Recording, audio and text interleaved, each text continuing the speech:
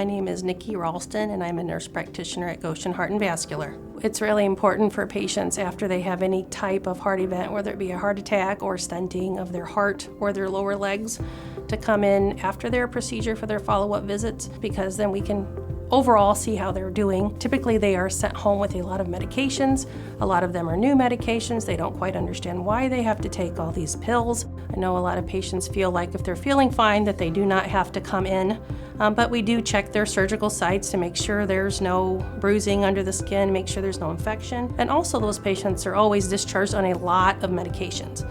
And it's very confusing for some of them, and some people, once they feel better, they want to stop those medications, and some of them are dangerous to stop, and so part of my job is to educate them on each medication, why we have to take them for now, and kind of a plan down the road when we can remove them. Typically, if patients are doing their part, if they're exercising and controlling their diabetes and losing weight and their blood pressure is going down and they're feeling well, then I usually will start reducing their medications.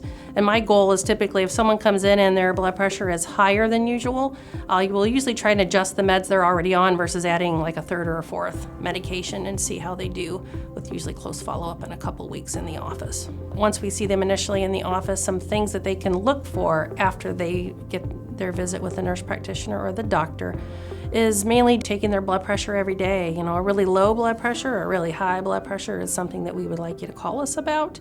And any other symptoms like dizziness, chest pain, passing out, feeling like you're going to pass out, some danger signs. And it doesn't always mean it's the medication, but it could be something else going on with your heart. I always tell patients never be afraid to call or leave a message.